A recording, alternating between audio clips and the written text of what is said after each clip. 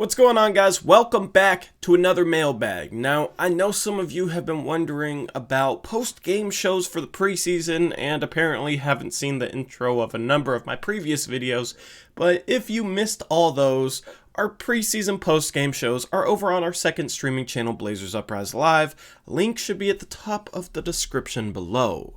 Other than that, nothing else to really plug. I'm going to try and do this mailbag without really any editing, so let's see how that goes. Let's jump into your questions from the past week. Eric will have next week's mailbag, so if you have a question that isn't answered in this video, then feel free to leave it in the comment section below, and Eric should get around to it. Edmund McGill says, what's a trade you would maybe want to see at the deadline? And as I said in the last mailbag I did, it's a little too early for me to start thinking trades. Maybe ask me about a month into the season. That's when the trade talk stuff will ramp up. Isaac Thomas says, do you think if Derrick Jones Jr. and Rodney Hood are on a cold streak, do you think that there's a possibility that Stott starts Gary Trent Jr. at the 3 for a short period of time? And here's why I don't think that'll be the case. I don't think Derrick Jones Jr. will really go through a cold streak because the things that he's good at are consistent on a night in, night out basis. He's a good defender. He should be a good defender pretty much every time he steps foot on the floor. And then he's a good finisher around the rim, and he's a good athlete. That type of stuff doesn't necessarily go cold. His outside shooting could definitely be very streaky, and you could have some stretches where he really struggles to knock down outside shots, but we didn't get Derrick Jones Jr. to knock down outside shots. So if that's the case and he's missing some of those, I don't think it will affect his playing time, since that's not what we're looking for from him. I think he's going to be entrenched as our starting 3 next to Rocco at the forward spots, and maybe, if he gets hurt, then it becomes a debate as to whether or not you start Rodney Hood or Gary Trent Jr. But I think it's going to be Derrick Jones Jr. for the whole season, and hopefully he's healthy. Isaac has another question. He says, where should we go from here with Simons? He still has solid value, and he isn't going to progress to his full potential as a bench player. Could you see us trading him for a first? Do you think that Olshey and the organization is still ready to be really high on him and keep him in our future plans? And somebody else asked about Simons, so I won't have their question on the screen. I'll just answer the Simons questions right now.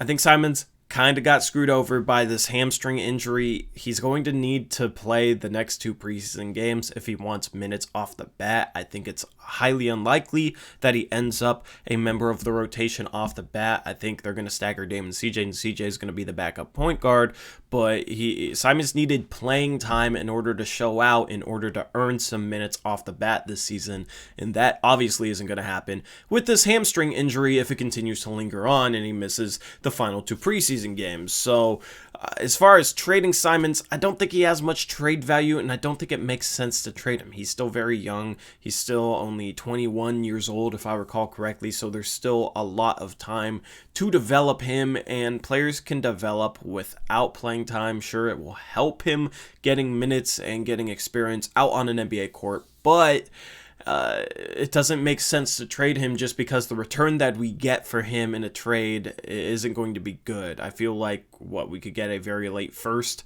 I don't really care for a very late first for Anfernee Simons, because I don't think that whoever we could get with that first round pick would be a better prospect than Anfernee Simons. So that's the thing with it, is trading him, we wouldn't get much value back. We wouldn't get enough value back to justify that. So I think it just makes sense to hang on to Anfernee, even if he's not playing this season, and still continue to try to develop him long term as a bench scorer piece. Leo says, could you see some of these Blazers possibly winning these awards? Dame MVP, Trent Most Improved Player / 6th Man of the Year, and Melo 6th Man of the Year.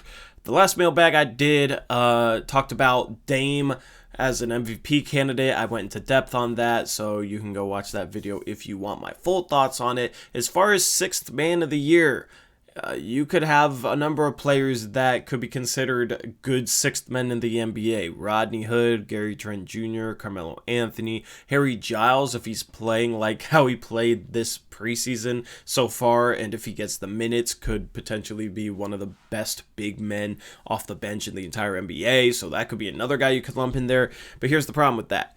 is there isn't really enough minutes to go around necessarily. I don't see any of our bench players getting like 28, 30 minutes per game. Also, with how good a lot of our bench pieces are offensively, it's not like one person is going to dominate the touches there. So it's not like Carmelo is going to get 16 shots every 23 minutes he's on the floor or anything like that, right? We have a bunch of good bench pieces, so the offensive responsibility is going to be pretty spread out and not focused on one singular guy. So, I mean, maybe Gary Trent Jr., considering he's efficient and a really good defender, maybe he can average 13, 14 points per game and about 26 minutes per game, 27 minutes per game. But even then, I don't think that would win him the award. So I think it's going to be very unlikely that a Blazer wins 6th man of the year, despite how good their bench is, which might be a top 3 bench in the NBA. I would put it up there. You could honestly make the case that we have the best bench in the NBA. We are super deep this year, but I just don't think it's going to translate into a 6th man of the year award winner. Luke Olson says, is Melo scoring 50 or 60 points per game? I think it's 70, bro. Randall Pink Floyd says, how will Jones Jr. be used in the pick and roll? If Jones Jr. is a screen setter, he could be a really good roll man just as a lob target. Most of the times, if you have wings setting screens, they almost always pop. You know, a guy like Rocco is a guy who almost always pop after setting an on-ball screen, but a guy like Derrick Jones Jr. might be the best rolling wing, so to say. So off the ball in a pick and roll, I would like to see him kind of moving around, you know, not necessarily standing stagnant on the wing all the time. I would like some additional movement off the pick and roll. We actually dropped a stream clip talking about movement off of the pick and roll. We dropped that a couple days ago if you want to go check it out.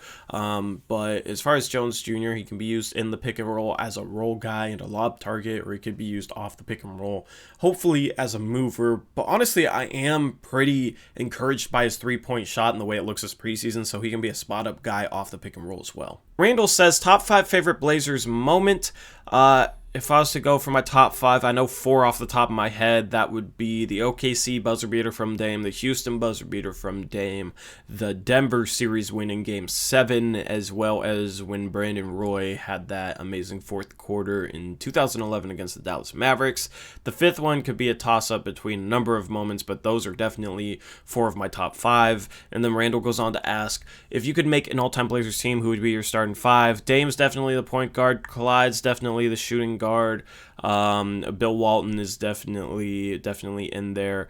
The other 2 guys, I don't really know who I would put there. Maybe, you know, honestly, Scottie Pippen, maybe, but he didn't do a whole lot here, so most people I feel like wouldn't put Scottie there. But like his play style would complement guys like Dame pretty well. So the other 2, I'm drawing blanks on who I'd put there. Let me know who your starting 5 would be down in the comment section below. Rupam says, thoughts on Scout going to the G League? Felt like he was fantastic for us, and I still believe he's way too talented to be playing in the G League right now. A great modern-day big, in my opinion. I agree with that. I think he's being very underrated by NBA teams, considering none picked him up.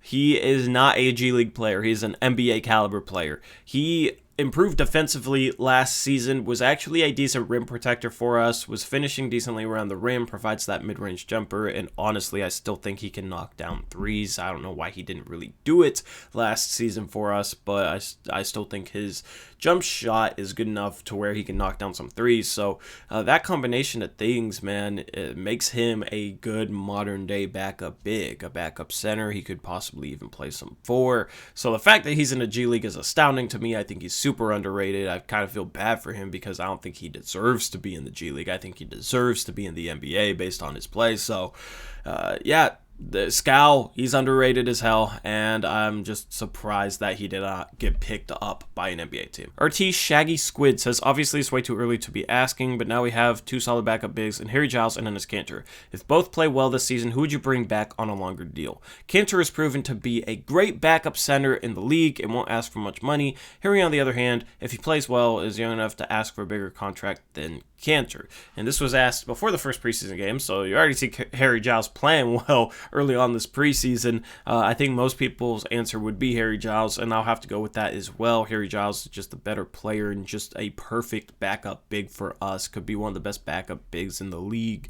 I'm really high on Harry Giles, and Enes Kanter might be on a minimum contract next year. He hasn't looked too good this preseason. I think he'll bounce back and be fine, but Harry Giles looks terrific. He provides some playmaking at the center spot that Nurkic does, so that's kind of consistent, and he's a good defender and just a guy that's just a well-rounded player, still super young, still has a pretty high ceiling in my opinion, so I would love to somehow find a way to keep Harry Giles here long term. VGK Tigers 75 says, how much longer does Lillard have left in his prime? And I think he has 3 to 4 years, right? I think Lillard does a good job taking care of his body, and then he does rely a lot on quickness and speed and whatnot, but his shooting is lethal, and that won't go away. So I think you might see a decline like 3 years from now a little bit, but I still think you could consider him being in his prime. I still think he'll be a top-level player in the league when he's 33 years old, 34 years old. So I still think Dame has a little bit longer left in his prime than some other people would necessarily say, because I hear people say 2 years, once he's 32 he's going to start declining. I don't think that's the case. I feel like NBA point guards are having a little bit longer primes now. I don't know why that's the case, but it seems like in the modern day NBA, star level players are able to extend their prime a little bit longer than they were able to maybe 10, 20 years ago. So I think Dame has at least 3 years left in his prime, maybe 4. Honestly, I could still see him balling out at a extremely high level when he's 35. So I'm not really counting down the days until Lillard's out of his prime. I still think we got some time left to enjoy the high level he's playing at right now. Last question, Zachary says, I want to hear your opinion on how you think the Blazers will finish the season. I know it's way too early to tell anything for sure, but do you see us in the conference finals, and do you think we're going to be better or worse than our 2019 team? And I think the most likely bet is that we make it to the second round and then lose in like 6 games. I think that is the safest bet. I would not be happy with that season result. I think the goal should be to contend, so only making it to the second round is a failure if your standards are actually contending. And even if we lose in the second round, I still think this team is better. I think that 2019 team would definitely lose in the second round this year. I don't think that 2019 team could have beat either of the LA teams, or maybe even a more seasoned Denver team, considering we barely beat them anyway. And now Denver has some more playoff experience, and Jokic is a bit better, Murray is a bit better. So honestly, yes, I think we're better than the 2019 team for sure, but I don't think that'll necessarily translate to another Western Conference Finals appearance. Anyway, that wraps up your questions from the past week. Thank you guys for watching. Leave your questions down below, and Eric can get to them in next week's mailbag. Hopefully you've enjoyed all the content we've been putting out, and stay tuned for our website launch because it is basically good to go. We will have a seasonal content announcement coming tomorrow, so stay tuned for that. And until next time, hope you guys have a good rest of your day. As always, peace out. Go Blazers.